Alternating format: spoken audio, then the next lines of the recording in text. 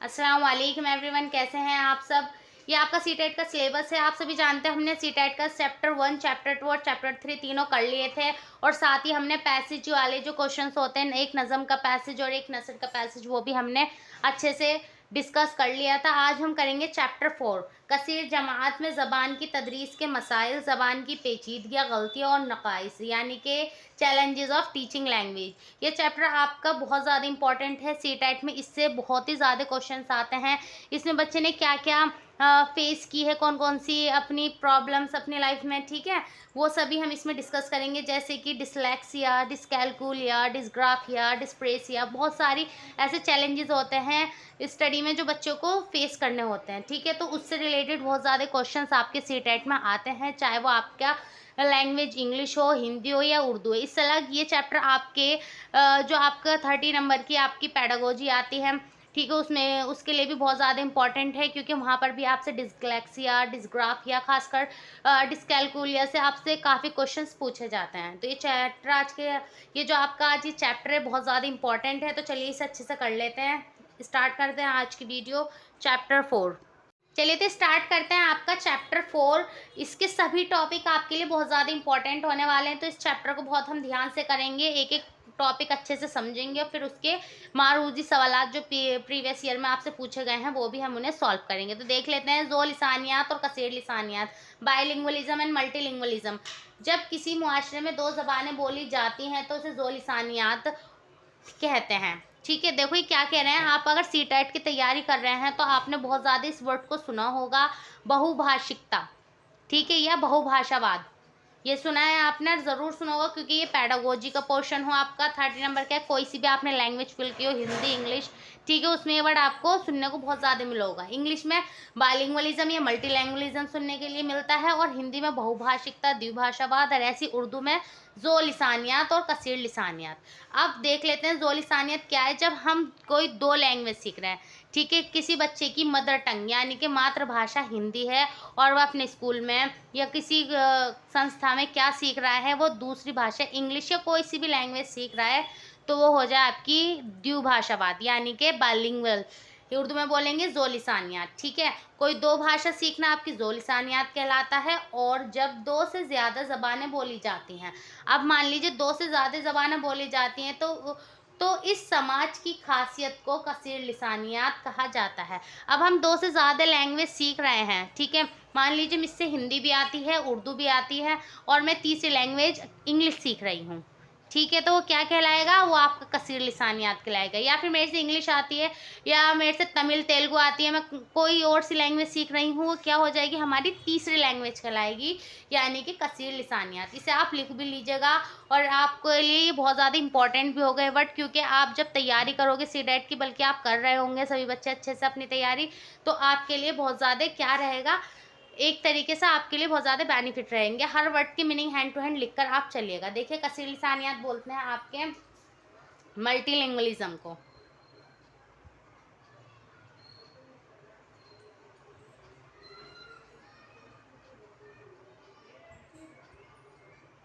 हिंदी में इसे क्या बोलते हैं, हिंदी में बोलते हैं इसे बहुभाषिकता। हिंदी में क्या बोलेंगे, बहुभाषिकता।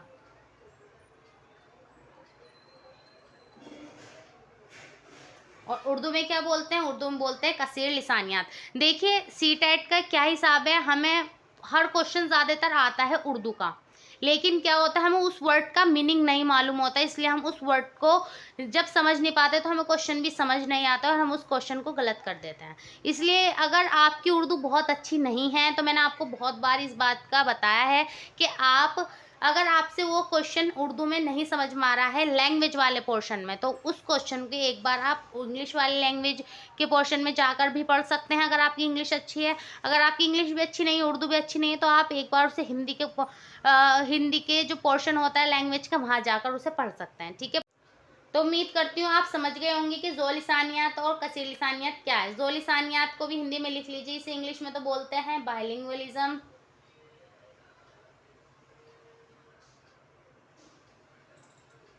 और हिंदी में इसे बोलते हैं द्विभाषावाद, द्विभाषावाद या द्विभाषिकता, ठीक है।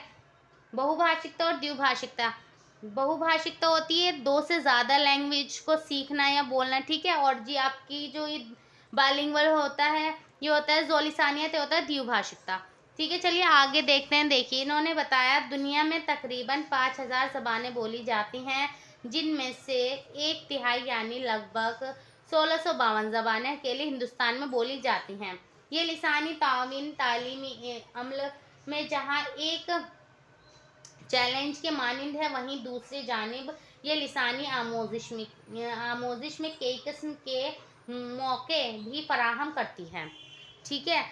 ये बोल रहे हैं कि जैसे दुनिया हमें 5000 ज़बानें बोली जाती हैं, वहाँ की 1/3 लैंग्वेज कहाँ बोली जा रही है, हमारे हिंदुस्तान में बोली जा रही है। तो इससे हमें क्या होता है, एक तरीके से हमें मौके भी फराहम करा रही है आमोजिश के, यानी कि सीखने का, अधिगम के, ठीक है। तो ये हमारे लिए क्या है, ये हमें एक तरीके से हमारी आमोजिश के लिए अच्छा है, ठीक है। चलिए देखिए नेक्स्ट पॉइंट है आपका तदरीसी ज़बान, जिसे हम बोलते हैं भाषा शिक्षण, यानी कि किसी भी ज़बान का शिक्षण उनको मतलब सिखाना कैसा होना चाहिए। तदरीसी ज़बान कसीर लिसानी यानी कि मल्टीलिंगुअलिज्म होनी चाहिए। ये बोल रहे हैं कि मैं किसी भी ज़बान का तदरीस दूं, यानी कि उनका शिक्षण करूं, उन्हें सिखाऊं, तो वो कैसी होनी चाहिए, कसीर लिसानी होनी चाहिए। कसीर लिसानी कैसी ज़बान होती है, जहाँ पर हम एक से अधिक भाषाएं बोलते हैं। ये बोलना चाह रहे हैं, मान लीजिए आपकी एक क्लासरूम है, इसी तरीके से आपको क्वेश्चन भी आता है, ध्यान से सुनिएगा कि एक रूम है, ठीक है। वहाँ पर कुछ बच्चों को क्या आती है, कुछ नहीं, ज़्यादातर बच्चों को हिंदी आती है, ठीक है। कुछ बच्चों को तमिल आती है और कुछ बच्चों से अपनी मदर टंग आती है, वो कोई सी भी हो सकती है, ठीक है। पर वहाँ का जो टीचर है वो सिर्फ किस में पढ़ा रहा है, वो इंग्लिश में पढ़ा रहा है, तो वो क्लास एक क्या बोलेंगे, वो क्लास अच्छी नहीं होगी बच्चे के लिए। तो ये बोल रहे हैं कि क्लास कैसी होनी चाहिए, तदरीसी ज़बान, किसी भी ज़बान का शिक्षण कैसा होना चाहिए, मल्टीलिंगुअलिज्म होना चाहिए। ये नहीं बोल रहे हैं कि आप बिल्कुल इंग्लिश नहीं पढ़ाओ, वो बोल रहे हैं पहले आप बच्चों को हर लैंग्वेज में, उस लैंग्वेज में सिखाओ जिसमें उसे समझ आता हो। पहले उसकी उसे मदर टंग में सिखाइए, समझाए, उसके बाद दूसरी लैंग्वेज जो आप यूज़ करते हैं उसमें उसको अच्छे से वर्ड्स को या किसी भी टॉपिक को अच्छे से समझाइए, ठीक है। तो क्लास की तदरीस कैसी होनी चाहिए, कसीर लिसानी यानी कि मल्टीलिंगुअलिज्म होनी चाहिए। इसका मकसद महज कई ज़बानें पढ़ाना नहीं है, ठीक है, बल्कि असल मकसद कसीर लिसानी दर्जात को एक वसीला बोलते हैं संसाधन के तौर पर इस्तेमाल करने की हिकमत अमल से जुड़ा हो, ठीक है। उम्मीद करती हूँ आपको अच्छे समझ में आया होगा ज़ो-लिसानी और कसीर लिसानी। चलिए आगे देखते हैं। आगे देखिए वही बता रहे हैं जो मैंने अभी आपको अच्छे से समझाया है कि ज़रिया तालीम मादरी ज़बान हो, यानी कि जो तालीम का ज़रिया हो वो मदर टंग यानी कि आपकी मादरी ज़बान हो। अगर ये मुमकिन ना हो तो कम से कम प्राइमरी तालीम मादरी ज़बान के तौसीफ से दी जाए, यानी कि जो बच्चों का प्राइमरी लेवल होता है वो कैसा होना चाहिए, उसका मादरी ज़बान में ही होना चाहिए। हिंदुस्तानी आइन के आर्टिकल 350A यानी कि आपका जो अनुच्छेद 350 है उसके भी मुताबिक या उसके तहत रियासत के तहत तमाम मुकामी हुकूमतें बदलिया लिसानी अक़लियतों के बच्चों को इब्तदाई मादरी ज़बान में मुहैया कराने की मुनासिब सहूलियात का बंदोबस्त करने की कोशिश की गई है, ठीक है। तो क्या कह रही है, जो आर्टिकल 350 है उसके तहत क्या है कि बच्चों को मादरी ज़बान में उनकी तालीम मुहैया कराई जाए, ठीक है। तो चलिए आगे देख लेते हैं। नेक्स्ट पॉइंट जो है आपके लिए बहुत ज़्यादा इंपॉर्टेंट है और ये आपको घुमाकर इसमें इतना मतलब ये क्वेश्चन इस तरीके से भी दे देते हैं कि बच्चे गलतियाँ क्या हैं बच्चे के लिए, तो और ऑप्शन दे देंगे कि गलतियाँ बच्चों के रोकती हैं पढ़ाई में, उनके लिए फ़ायदेमंद होती हैं, गलतियाँ बच्चों को नहीं करनी चाहिए, गलतियों से बच्चों को बहुत नुकसान होता है। इस तरीके से आपको 4-5 ऑप्शन देकर ये पॉइंट से क्वेश्चन ज़रूर आता है। चलिए देख लेते हैं क्या पॉइंट है। गलतियाँ आमोजिश का हिस्सा होती हैं। आमोजिश यानी कि अधिगम, आप सभी को मालूम, मैंने जब फर्स्ट चैप्टर पढ़ाया था आपको आमोजिश और इक्तिसाब के बारे में बताया था, ठीक है। अधिगम तो गलतियाँ आमोजिश का हिस्सा होती हैं, बिल्कुल सही बात है। अगर हम गलती नहीं करेंगे तो हम कैसे सीखेंगे, कोई परफेक्ट नहीं है इस दुनिया में, गलती किसी न किसी से कैसे भी हो जाती है। मुनासिब वक्त आने पर बच्चे इनके इस्लाह खुद कर लेते हैं। देखिए जो गलती होती हैं वो कभी भी हमारे अधिगम में, हमारी स्टडी में बाधा नहीं होती हैं, अवरोध पैदा नहीं करती हैं, बल्कि हम अपनी गलतियों से काफ़ी हद तक सीखते हैं, ठीक है। तो अगर इस टाइप के क्वेश्चन आए तो गलतियां बच्चों के अधिगम का एक हिस्सा होती हैं, ठीक है। तो आप वहाँ पर इसको इसी तरीके से ही आंसर देना कि बच्चों का क्या होती हैं, अधिगम का एक हिस्सा होती हैं, उन्हें रोकती नहीं हैं, ठीक है, मुनासिब वक्त आने पर बच्चे क्या करते हैं, उसे हम बच्चे ही नहीं, हम बड़े भी हम कुछ गलती कर लेते हैं तो हम उससे सीखते हैं कि हमें आगे ये नहीं करना है। चलिए, उम्मीद करती हूँ यहाँ तक आपका ये टॉपिक क्लियर हो गया होगा। इसके बाद का जो टॉपिक है ये भी आपके लिए बहुत ज़्यादा इंपॉर्टेंट है, इसे भी देख लेते हैं। देखिए, नेक्स्ट टॉपिक है आपका 3 लैंग्वेज फार्मूला, जिसे उर्दू में बोलते हैं हम सालिसानी फार्मूला और हिंदी में बोलते हैं त्रिभाषाई सूत्र। ठीक है, देखते हैं। सबसे पहले 1961 में मुख्तलिफ रियासतों के वज़ीर आला के इजलास में आम राय से लिसानी फार्मूला उभर कर आया। कोठारी कमीशन, जिसे हम तालीमी कमीशन 1964 के 10वें जमात तक हिस्सा लिसानी फार्मूला की सिफारिश की। ठीक है, अगर आपसे पूछते हैं कि त्रिभाषाई सूत्र यानी कि या सालिसानी फार्मूले की सिफारिश किसने की थी सबसे पहले, तो वहाँ आप किस पर घोला पिल करेंगे, यानी कि किसको टिक करेंगे, कोठारी कमीशन को। ठीक है, ये आपके लिए इम्पोर्टेंट है और इसी तरीके से क्वेश्चन आता भी है कि इसकी सिफारिश सबसे पहले किसने की, तो आप कहेंगे सालिसानी की फार्मूले की सबसे पहले सिफारिश आपके कोठारी कमीशन ने की थी। कब की थी? 1964 में। 10वीं जमात तक सालिसानी फार्मूले की सिफारिश की। कहाँ तक की? 10वीं जमात यानी कि 10th स्टैंडर्ड तक। 1968 के कौमी तालीमी पॉलिसी के मुताबिक सालिसानी फार्मूला की साख्त मुंदरज झेल है। साख्त को क्या किसे बोलते हैं? साख्त होता है आपका स्ट्रक्चर, कि इसके जो त्रिआयामी सूत्र कह दो या सालिसानी फार्मूले का जो स्ट्रक्चर है वो कैसा था। देखिए, पहली ज़बान उन्होंने कहा, पहली ज़बान मादरी ज़बान या इलाकाई ज़बान होनी चाहिए। दूसरी ज़बान हिंदी बोलने वाली रियासतों, जहाँ हिंदी बोली जाती है वहाँ दूसरी ज़बान कोई दूसरी जदीद ज़बान हो, या तो कोई दूसरी जदीद ज़बान हो या अंग्रेज़ी हो। ठीक है, तीसरा उनका था कि तीसरी ज़बान कौन सी होनी चाहिए? हिंदुस्तानी रियासतों में जहाँ हिंदी बोली जाती है वहाँ तीसरी अंग्रेज़ी होगी या कोई जदीद हिंदुस्तानी ज़बान, यानी कि हिंदुस्तान की ही कोई तीसरी ज़बान हो जो दूसरी ज़बानी तौर पर ना पढ़ी जा रही हो। ठीक है, तो ये आपका सालिसानी फार्मूले का क्या था, स्ट्रक्चर था, पहली लैंग्वेज, दूसरी लैंग्वेज और तीसरी लैंग्वेज का। ठीक है, तो इससे वैसे ज़्यादातर क्वेश्चन सिर्फ यही पूछा जाता है कि इसकी सिफारिश किसने की थी, तो इसकी सिफारिश कोठारी कमीशन ने की थी। इन्होंने सबसे पहले पहली ज़बान में किसको इंपॉर्टेंस दिया, तो आप कहोगे मादरी ज़बान यानी कि मदर टंग को। ठीक है, इसी तरीके से घुमा के क्वेश्चन पूछे जाते हैं। ये तो आपका सालिसानी फार्मूला। चलिए आप देख लेते हैं डिसीज़ के बच्चों को पढ़ने में कौन कौन सी प्रॉब्लम फेसिस करनी पड़ती हैं। ठीक है, देखिए यहाँ से स्टार्ट होती हैं आपके लैंग्वेज डिफ़िकल्टीज़। ठीक है, ज़बान की मुश्किलात, गलतियाँ और नकाइस, यानी कि language difficulties, error and disorders. ठीक है, ज़बान से ताल्लुक़ चंद आमोजिश दुश्वारियों का तस्करा मुंदरज झेल है। ठीक है, जो हमारे अधिगम में पढ़ने में जो हमें डिफ़िकल्टीज़ बच्चों को फेस करनी पड़ती हैं वो कौन कौन सी हैं, चलिए देख लेते हैं। सबसे इम्पॉर्टेंट और सबसे फर्स्ट में जो मैं आपको कराने जा रही हूँ, इससे रिलेटेड क्वेश्चन आता ही है, बहुत ज़्यादा घुमा के अलग अलग तरीके से पूछते हैं, वो भी मैं भी आपको बताऊँगी कि किस तरीके से पूछते हैं। चलिए देख लेते हैं। डिसलेक्सिया, डिसलेक्सिया इसे अलेक्सिया भी बोलते हैं। इस दुश्वारी का ताल्लुक़ पढ़ने, ख्वाइंदगी, या तो वहाँ पे आपको उर्दू में पढ़ने लिखा हुआ मिलेगा या ख्वाइंदगी, मैंने दोनों ही वर्ड यहाँ मेंशन किए हैं। ठीक है, इंग्लिश में इसलिए लिखा है आप आसानी से समझ पाए, रीडिंग से है, रीडिंग यानी कि पढ़ने से है। इसकी वजह से बच्चे को पढ़ने लिखने, हिज्जो और बोलने में दुश्वारियाँ बोलते हैं प्रॉब्लम होती है। वो हुर्फ और अल्फाज की सही नकल नहीं कर पाता। ठीक है, ये क्या कह रहे हैं, जब कोई बच्चा है उसे किस चीज़ में परेशानी आ रही है, उसे रीडिंग करने में, उसे पढ़ने में जब कोई प्रॉब्लम आती है तो वो प्रॉब्लम क्या कहलाती है, आपकी डिसलेक्सिया कहलाती है। अभी मैं लास्ट में आपको एक ट्रिक के थ्रू डिसलेक्सिया, डिस्ग्राफिया और डिस्कैल्कुलिया बताऊंगी, वो आपको हमेशा अच्छे से फिर ध्यान रहेगी। ठीक है, देखिए, तो रीडिंग से संबंधित जो भी हिंदी में लिखा आएगा आपको विकार, ठीक है, इंग्लिश में आएगा प्रॉब्लम और उर्दू में आएगा दुश्वारी लिखा हुआ। तो तीनों ही वर्ड मैंने आपको बता दिए हैं, आप अच्छे से कंफ्यूज नहीं होना, अच्छे से उसे कर आना है। ठीक है, देखिए जैसे मैंने एग्जांपल दिया है, सीन को शीन। ठीक है, सीन और शीन में वो क्या नहीं कर पा रहा है, बच्चा फ़र्क नहीं कर पा रहा है, तो वो भी एक तरीके क्या है, आपकी डिसलेक्सिया है। जीम और जे में नहीं कर पा रहा है वो फ़र्क, काफ और काफ में नहीं फ़र्क कर पाना, ये सब क्या है, आपकी डिसलेक्सिया है। लास्ट टाइम एक क्वेश्चन आया था आपका सीटेट में कि बच्चा 100 को वॉस पढ़ता है। ठीक है, यानी कि उसे क्या पढ़ रहा है, SAW 100 को वो क्या पढ़ रहा है, वॉस पढ़ रहा है। ठीक है, तो ये भी एक तरीके का क्या है, डिसलेक्सिया है। जहाँ पर भी आए पढ़ने संबंधित प्रॉब्लम यानी कि पढ़ने संबंधित दुश्वारियाँ, तो वो क्या होगी, आपकी डिसलेक्सिया। चलिए नेक्स्ट टॉपिक देखते हैं, डिसकैलकुलिया। देखिए नेक्स्ट है आपका टॉपिक डिसकैलकुलिया, इसे अकैलकुलिया भी बोलते हैं। यह आपका किससे संबंधित डिसीज होती है, कौन सी दुश्वारी है आपकी, मैथमेटिकल प्रॉब्लम यानी कि गणितीय विकार। ठीक है, डिसकैलकुलिया किसे बोलते हैं, मैथमेटिकल प्रॉब्लम यानी कि गणितीय विकार को बोलते हैं। देखिए इस दुश्वारी का ताल्लुक रियाजी बोलते हैं मैथ को, मैंने यहाँ लिखा हुआ भी है, देखिए रियाजी मैथ और हिसाब किताब से है। बच्चा यानी कि सही तरीके से गणना नहीं कर पा रहा है, गणितीय विकार।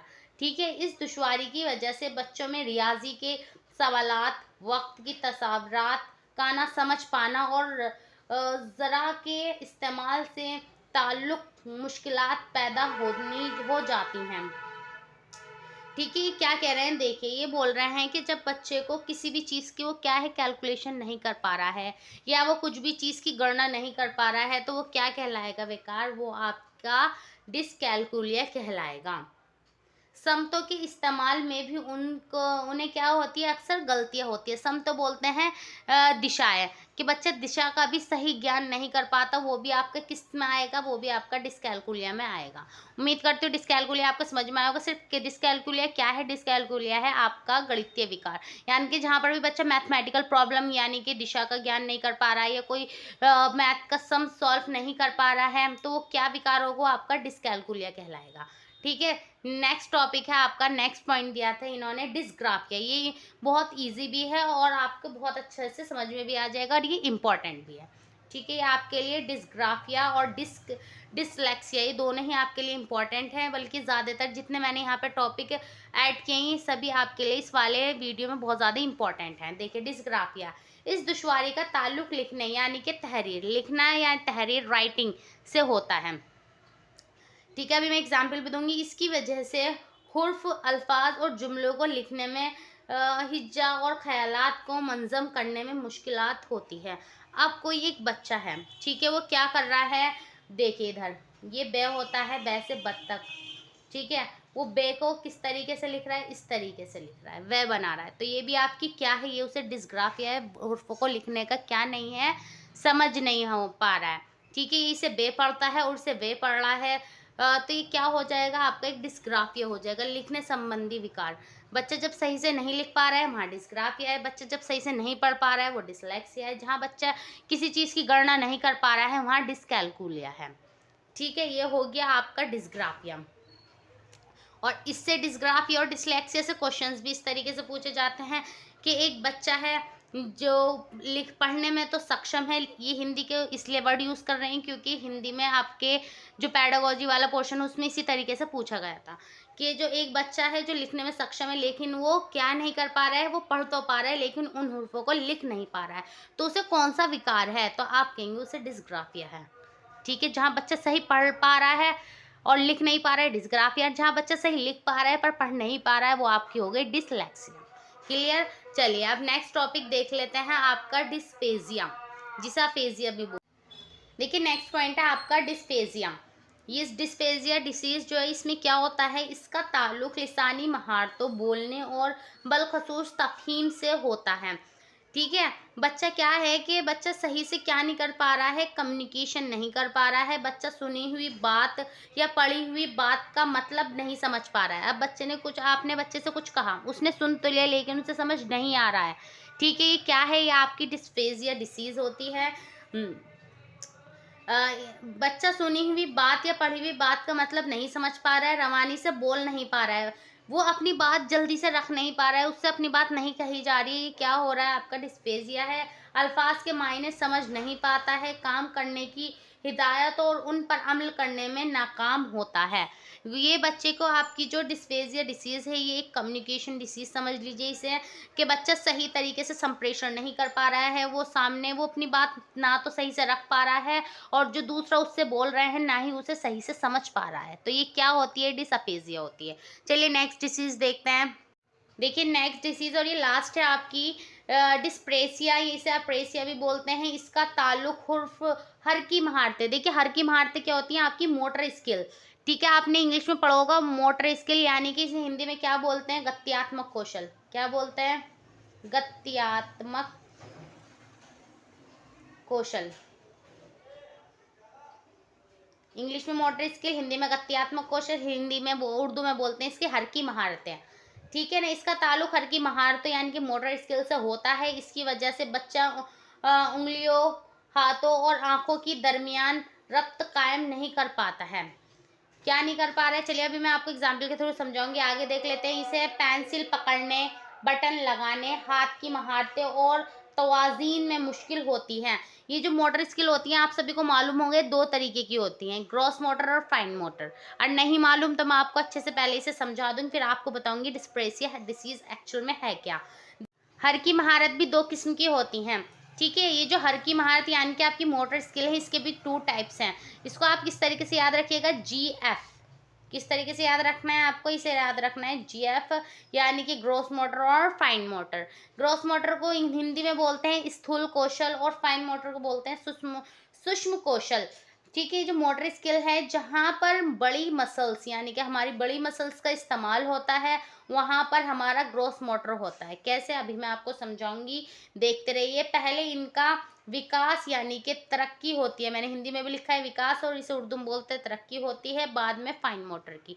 देखिए ये जो ग्रॉस मोटर है ये क्या है, अब हम तैर रहे हैं। ठीक है, कोई इंसान है वो क्या कर रहा है, तैर रहा है, वो अपने हाथ और पैरों का इस्तेमाल कर रहा है, यानी कि वो किस चीज़ का इस्तेमाल कर रहा है, अपने ग्रॉस मोटर का। ठीक है, वो तैर रहा है या वो भाग रहा है। ठीक है, हम भागते हैं तो हम किस चीज़ का इस्तेमाल कर रहे हैं, हम अपनी ग्रॉस मोटर का इस्तेमाल कर रहे हैं। तो ये आपका हो जाएगा ग्रॉस मोटर। और जो फाइन मोटर है, पहला आपकी ग्रॉस मोटर ही डेवलप होती हैं, फिर आपकी फाइन मोटर का विकास होता है। देखिए फाइन मोटर जहाँ पर छोटी मसल्स का इस्तेमाल होता है वहाँ पर फाइन मोटर होता है। जैसे कपड़े सीना, कपड़े सीने के लिए हम क्या करते हैं, सुई धागे का इस्तेमाल कर रहे हैं, कुछ चीज़ हम तुरप रहे हैं, तो ये आपका क्या हो जाएगा, आपका फाइन मोटर हो जाएगा। ठीक है, और लिखना, अब मैं आपके सामने लिख रही हूँ, ठीक है, कुछ भी लिख रही हूँ मैं, तो ये क्या है, ये मेरी फाइन मोटर का यूज़ कर रही हूँ मैं, ये आपका फाइन मोटर हो जाएंगे।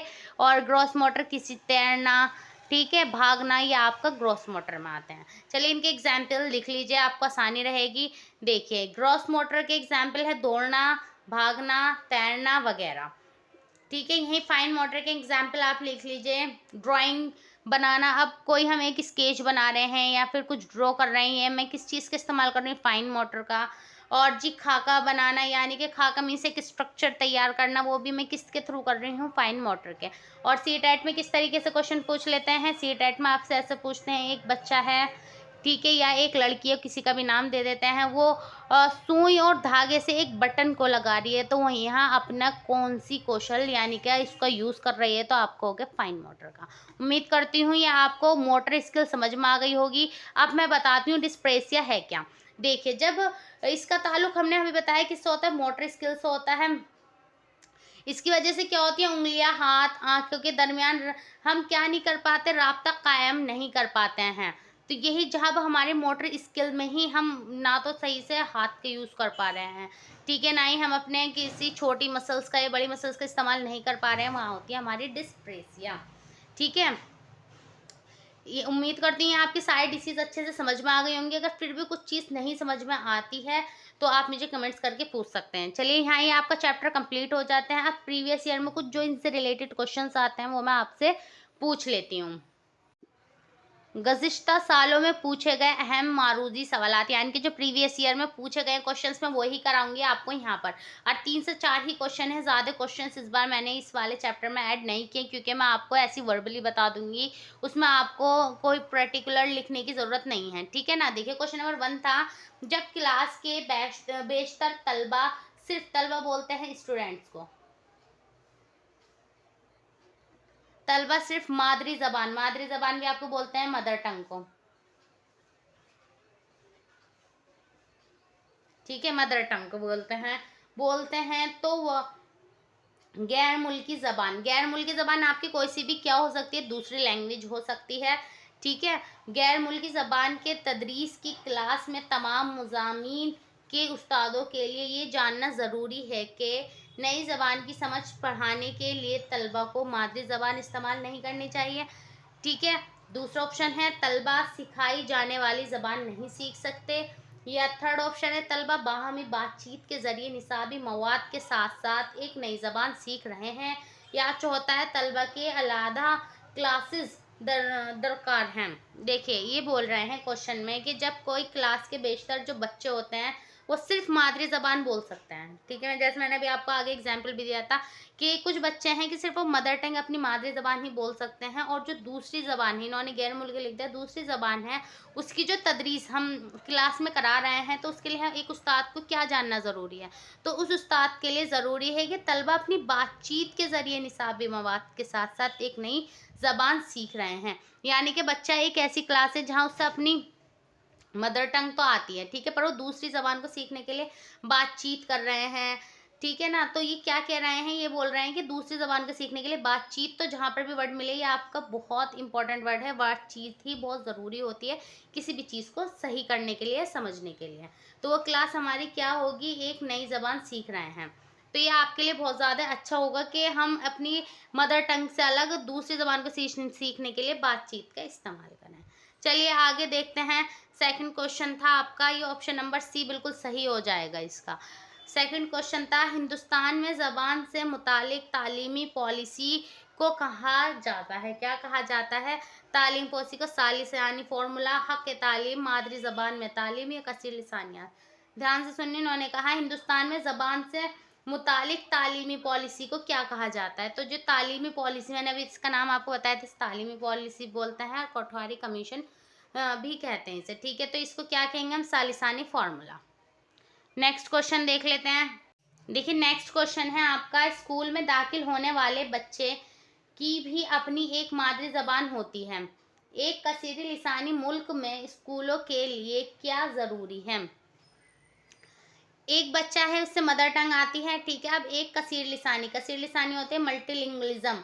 मुल्क में स्कूल के लिए क्या ज़रूरी है, तो देख लेते हैं। उनको स्कूल की ज़बान पढ़ाएं, उनको पढ़ाना और लिखना सिखाएं, उनके घरों में बोली जाने वाली ज़बान की इज्जत करें, इनको मेयारी ज़बान पढ़ाएं। देखो इन्होंने कहा कि एक बच्चा है जिससे क्या आती है, मादरी ज़बान में बोलता है बच्चा। स्कूल में जब वो दाखिल हो रहा है तो बच्चे क्या कर रहा है, अपनी एक मादरी ज़बान होती है उसको अपनी मादरी ज़बान यानी कि मदर टंग में ही बोल रहा है। तो एक जो कसीर लिसानी मुल्क, मतलब एक स्कूल है या मुल्क कह दिया इन्होंने, वहाँ पर कसीर लिसानी यानी कि मल्टीलिंगुअलिज्म, जहाँ पर एक से अधिक भाषाएं बोली जाती हैं, तो स्कूल के लिए क्या ज़रूरी है। तो उन्होंने कहा उनके घर की जो बोली जाने वाली लैंग्वेज, जो हम उसे पहले इम्पोर्टेंस दें, उसे इज्जत दें, ठीक है, तब उसे दूसरी कोई सी भी लैंग्वेज सिखाएं। देखिए क्वेश्चन 4 था, हिंदुस्तान में ज़्यादातर क्लास कसीर लिसानी है, ज़बान के इस्तेमाल में इसे किस तरह लेना चाहिए। देखिए ये हमारे जो हिंदुस्तान है वहाँ पे ज़्यादातर क्लासें क्या होती हैं, कसीर लिसानी हैं, तो उसे हमें किस तरीके से लेनी चाहिए, मसले के तहत, वसीला के तहत, हकीकत के तहत या चैलेंज के तहत। तो ये क्या है, ये एक वसीले के तहत हमें लेना चाहिए, ठीक है। यहाँ आपके क्वेश्चन कंप्लीट हो जाते हैं, मैंने ज़्यादा क्वेश्चन नहीं ऐड किए, पर याद रखिएगा क्वेश्चन आपसे ऐसे भी पूछ सकते हैं कि गलतियाँ आपके आमोजिश का हिस्सा हैं, नहीं है, इस तरीके से 2 ऑप्शन दे देंगे, बिल्कुल हैं या बिल्कुल नहीं है। तो आप कहेंगे कि गलतियाँ क्या होती हैं, आमोजिश का हिस्सा होती हैं, आपके अधिगम का एक पार्ट होती हैं, ठीक है। आपसे ऐसे बोल सकते हैं, एक बच्चा है वो लिख तो सही पा रहा है पर उस लिखे हुए को पढ़ नहीं पा रहा है, तो उसे कौन सी डिसीज़ है, तो आप कहेंगे इसे डिस्प्रैक्सिया है। एक बच्चा है वो पढ़ तो सब कुछ लेता है लेकिन उससे लिखना नहीं आता है, तो वो कौन सी डिसीज़ है, वो आपकी डिस्ग्राफिया है। एक बच्चा है वो मैथ के सम सही से सॉल्व नहीं कर पा रहा है, उसे ये नहीं मालूम कि प्लस के होते हैं माइनस के होते हैं, तो उसे कौन सा डिसीज़ है, उसे कौन सी दुश्वारी है, तो आप कहेंगे उसे डिसकैलकुलिया है। उम्मीद करती हूँ आपके सारी डिसीज़ अच्छे से समझ में आ गई होंगी। ज़्यादा मैं क्वेश्चन इसलिए ऐड नहीं कर रही हूँ, जो क्वेश्चन आपसे पूछे गए हैं प्रीवियस ईयर में मैं वो ही आपको सॉल्व कराती हूँ, अपने पास से क्वेश्चंस नहीं बनाती हूँ। पर जितने मैंने आपको क्वेश्चंस बताए हैं वर्बली, ये सभी क्वेश्चंस इंपॉर्टेंट है आपके लिए, तो इस चैप्टर को अच्छे से दोबारा कर लीजिएगा, ठीक है। और कुछ बच्चे कह रहे हैं कि मैम प्रीवियस ईयर के जो कोई एक बुक अच्छी सी सजेस्ट कर दीजिए सीटेट के लिए। देखिए मैंने किसी बुक से नहीं पढ़ा था तो मैं कोई ऐसी बुक आपको सजेस्ट भी नहीं कर सकती। मैंने जिस तरीके से तैयारी की थी अपने नोट्स के थ्रू, मैं उसी तरीके से आपकी तैयारी करा रही हूँ। मैंने फिर भी आपसे बोला अगर आपको बहुत अच्छी तैयारी करनी है तो सीटेट की वेबसाइट पे नीचे मॉक टेस्ट दे रखे हैं, आप वहाँ से जाकर उन मॉक टेस्ट की प्रैक्टिस करिए। डेली एक भी मॉक टेस्ट आप सॉल्व करेंगे तो आपकी बहुत अच्छी प्रैक्टिस हो जाएगी, ठीक है, चलिए तो उम्मीद करती हूँ आपको ये चैप्टर अच्छे से समझ में आया होगा। जो मेरे चैनल पर फर्स्ट टाइम आए हैं प्लीज़ चैनल को सब्सक्राइब कर दीजिएगा, वीडियो को लाइक कर दीजिएगा और इस वीडियो को अपने फ्रेंड्स तक ज़रूर शेयर कर दीजिएगा। चलिए तो मिलते हैं नेक्स्ट वीडियो में, तब तक के लिए टेक केयर, अल्लाह हाफ़िज़।